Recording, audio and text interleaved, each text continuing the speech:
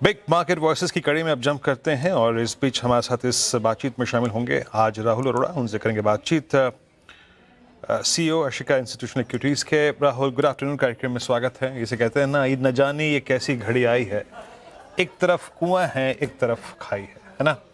एक तरफ आपकी war, state of Hormuz, crude hovering at 107 और अर्निंग्स जिसमें मूड टीसीएस ने, एचसीएल ने और इन्फोसिस ने सबने खराब कर दिया। 4 दिन में निफ्टी आईटी का रिट्रेसमेंट 4000 पॉइंट्स का। I mean no place to hide as of now. कैसे अप्रोच कर रहे हैं मार्केट्स को आप राहुल इस वक्त? Good afternoon Veeru, thank you for having me on the show. देखिए, जिस तरह का उछाल आया है बाजार में, जो करीबन 22,000-22,500 से ऑलमोस्ट 24,500 तक, वो एक्चुअली मेरे लिए काफी हद तक सरप्राइजिंग था, क्योंकि जिस तरह से मार्केट ने ओवर रिएक्ट कर लिया था to buy into some just one tweet और वन पीस ऑफ न्यूज, वो बहुत it did not make complete sense to me. क्योंकि मेरा ये मानना है वीरू कि युद्ध जो Q4 में शुरू हुआ था मार्च महीने में, उस वक्त तो कंपनियों पे ज्यादा इम्पैक्ट हुआ भी नहीं होगा, क्योंकि इन्वेंट्रीज वगैरह तो आपके पास हुई होगी।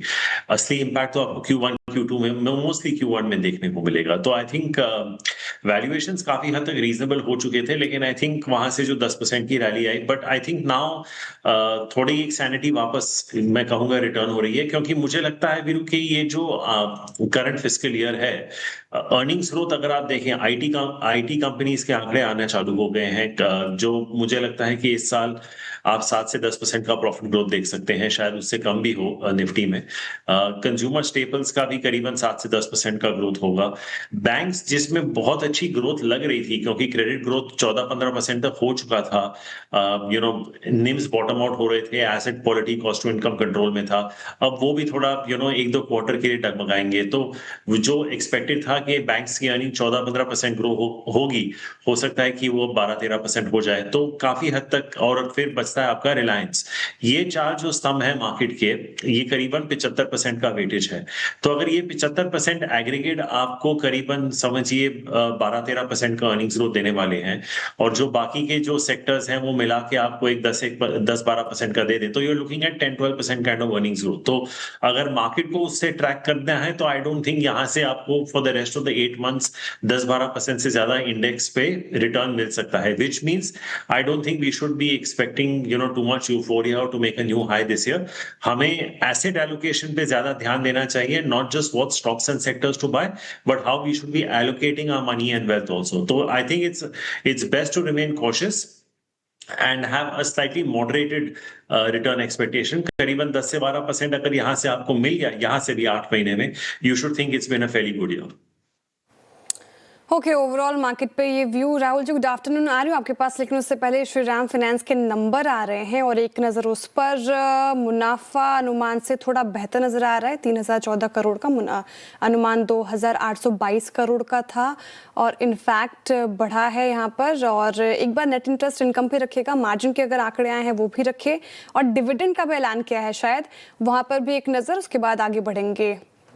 ओके, तो यहाँ पर नेट इंटरेस्ट इनकम थोड़ा अनुमान से कम है, और स्टॉक पे वैसा ही रिएक्शन, और जब आंकड़े आएंगे तो रखूंगे आपके सामने। लेकिन सर, आपने बात की ओवरऑल मार्केट के ऊपर और आईटी स्पेस पे भी थोड़ी चर्चा की, लेकिन डिटेल में मैं आपसे जानना चाहूंगी। दिग्गज नंबर्स हमने देख लिए टीसीएस के, इन्फोसिस के, विप्रो के, एचसीएल टेक के, और कहीं ना कहीं नतीजे निराशाजनक ही रहे हैं। स्ट्रीट का वर्डिक्ट भी वही है।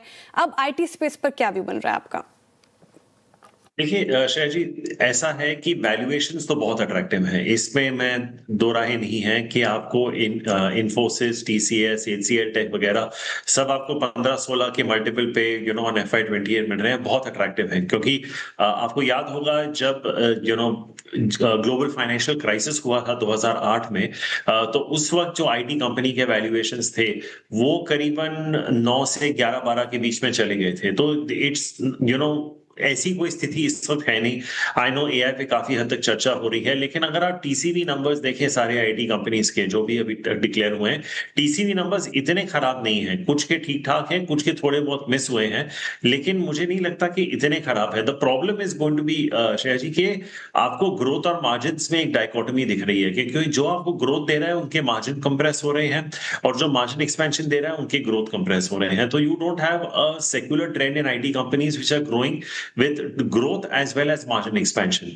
अब ये AI क्या रूप लेगा उसमें मुझे पता नहीं, लेकिन मेरा एक थोड़ा lateral thought process है कि इंडियन आईटी कंपनीज के पास इतना कैश पड़ा हुआ है, उनके आरओईज वैसे भी बहुत अच्छे हैं लेकिन थोड़े डिप्रेस्ड हैं। लेकिन अगर आप सोचिए कि जो हमारे फ्रंटलाइन आईटी कंपनीज है, they reduce their cash balances a bit, they go out and buy companies that are AI generated, तो एक तो आप ग्रोथ खरीद रहे हैं और अगर वो सही एक्विजिशन हुई तो ईपीएस एक्रेटिव भी हो जाता है और आपके आरओई पे भी फर्क पड़ेगा। तो आई पर्सनली थिंक कि जो अभी गाइडेंसेस आ रही हैं जिन्होंने डिक्लेयर किया है, I don't think we should read too much into them, because मुझे लगता है कि Q1 के बाद जो आंकड़े आएंगे उनमें थोड़ा एक बेटर पिक्चर हमको मिलेगा। उसमें थोड़ा जी जो वॉर के भी इम्पैक्ट है, जो डिस्क्रिशनरी स्पेंडिंग पे एक इम्पैक्ट आया है ग्लोबली, उसका भी एक असर पड़ेगा। बट आई थिंक मेरा मानना है कि जो वैल्यूएशंस अभी आईटी सेक्टर के बन रहे हैं, they make for a good trading bet. अब इन्वेस्टमेंट बेट तभी बनेगा व्हेन आई सी कि they are going out and buying capabilities and buying growth. But don't be surprised, मैं कहूंगा कि अगले 3 महीने में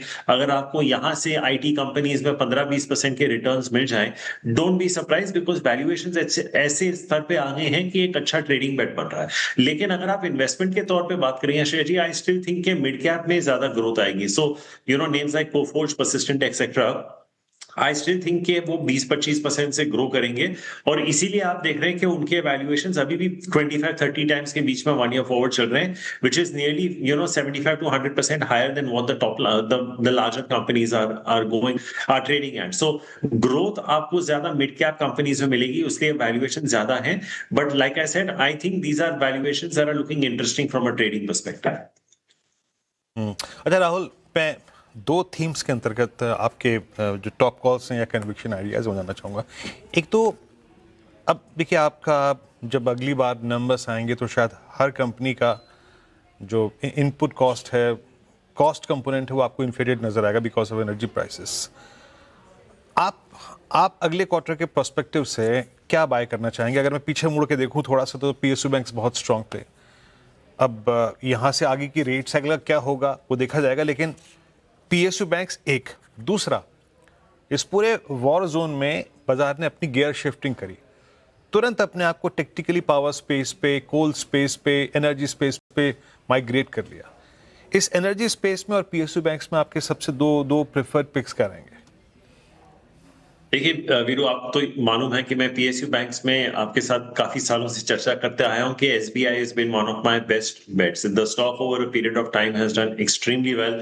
आज भी अगर आप एसबीआई को देखें, the valuations are not demanding at all. I think at 1.7, 1.6, 1.7, 1.8 times के आसपास कुछ होगा उनका price to book value 1 year forward, at almost 14-15% ROE, and almost I think उनका आरओए करीबन 1.7, 1.8 के आसपास होगा। तो I think SBI remains, for me, my top PSU bet.